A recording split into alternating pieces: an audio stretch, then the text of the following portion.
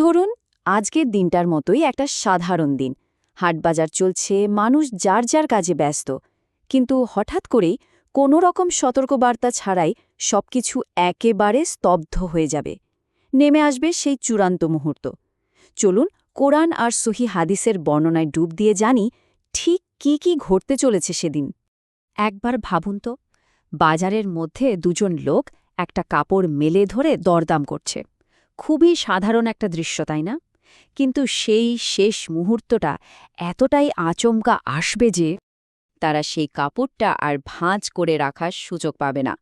লেনদেনটা অধরা রেখেই সবকিছু চিরদিনের জন্য থেমে যাবে।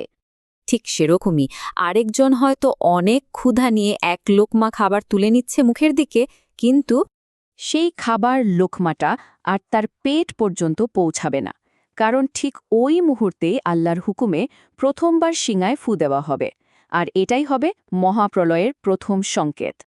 তবে এই মহাপ্রলয়ে হুট করে চলে এলেও এর আগে এমন কিছু চূড়ান্ত আর পরিষ্কার নিদর্শন দেখা যাবে, যার দেখে সবাই বুঝে যাবে যে শেষ সময় একদম চলে এসেছে।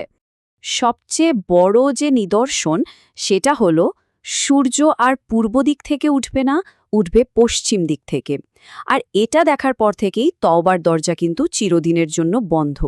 এরপর ইয়েমেনের দিক থেকে একটা খুব কোমল মিষ্টি গন্ধের বাতাস আসবে, যার মনে এক বিন্দু পরিমাণও ঈমান আছে এই বাতাস তার রুহটা খুব শান্তিতে কবজ করে নেবে।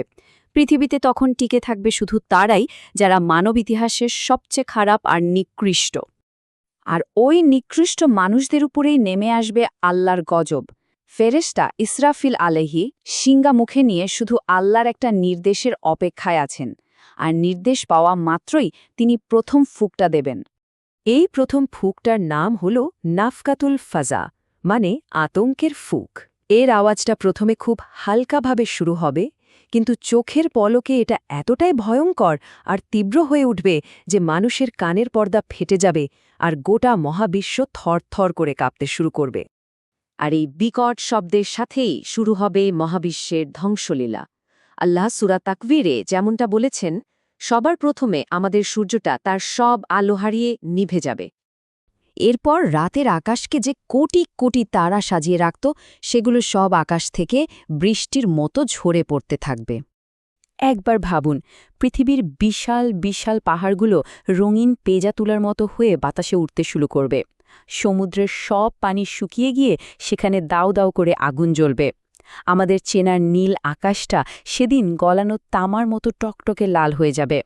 আর সব শেষে পুরো মহাবিশ্বকে একটা কাগজের স্ক্রল বা বইয়ের পাতা ভাঁজ করার মতো করে করে গুটিয়ে ফেলা হবে। এই প্রথম ফুঁকের পর পৃথিবীতে কোনো মানুষ, জিন বা পশু পাখি কেউই বেঁচে থাকবে না। পুরো সৃষ্টি জগতে নেমে আসবে একটা ভয়ঙ্কর কবরের মতো নিস্তব্ধতা। এরপর আল্লাহ মৃত্যুর ফেরেশতা আজরাইলকে আদেশ দেবেন। একে একে জিব্রাইল আলাইহিসসালাম, মিকাইল আলাইহিসসালাম এবং আল্লাহর আরশ বহনকারী ফেরেশতাদের রূহ কবজ করা হবে। যখন শুধু আজরাইল আলাইহিসসালাম বেঁচে থাকবেন, তখন আল্লাহ তাকেও মৃত্যুর হুকুম দেবেন। এভাবেই খোদ মৃত্যুর ফেরেশতাও মৃত্যুর স্বাদ নেবেন।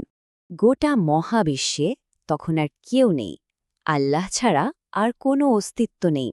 তখন তিনি এই ধ্বংস হয়ে যাওয়া পৃথিবীকে হাতে নিয়ে একটা প্রশ্ন করবেন, লিমানিল মুলকুল ইয়াউম, আজ রাজত্ব কার? কিন্তু উত্তর দেওয়ার জন্য তো কেউ নেই।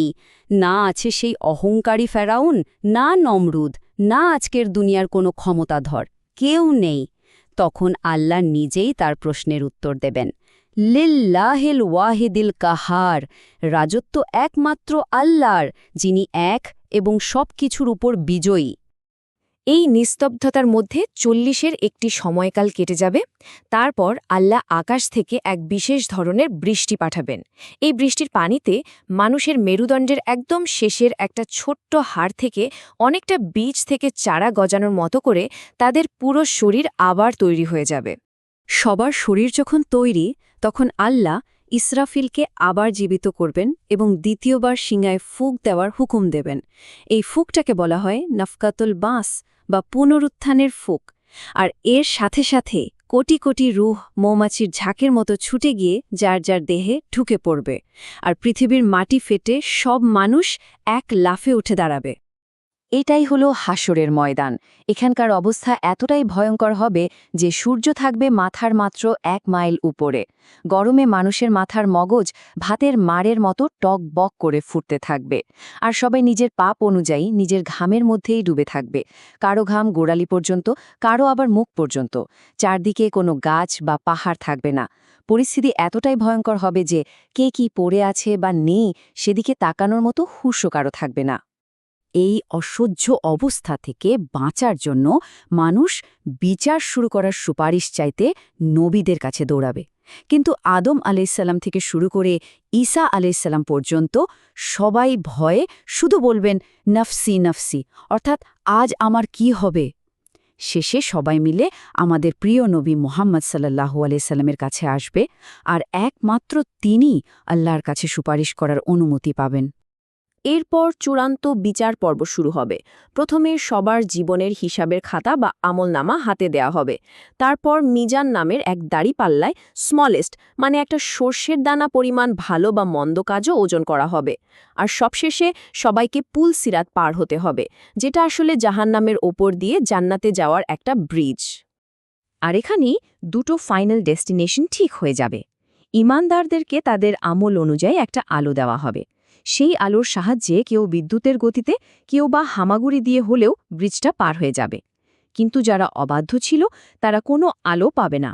ফলে অন্ধকারে পথ হারিয়ে ওই চুলের চেয়েও চিকন আর তরবারির চেয়েও ধারালো সেতু থেকে কেটে সোজা জাহান্নামের আগুনে গিয়ে পড়বে। এই যে যা কিছু বলা হলো, এটা কোনো গল্প নয়, এটা আমাদের সবার জন্য এক অবসম্ভাবী বাস্তবতা। ভাবুন তো, যেদিন বিশাল বিশাল পাহাড়গুলো তুলার মতো উঠতে থাকবে আর বড় বড় নবীরা পর্যন্ত ভয়ে কাঁপতে থাকবেন, তখনই অল্প কদিনের জীবনের ক্ষমতা, সম্পদ বা অহংকারের কি কোনো দাম থাকবে? আসল প্রশ্নটা হলো, সেই ভয়ঙ্কর দিনের জন্য আমাদের প্রস্তুতি ঠিক কতটা?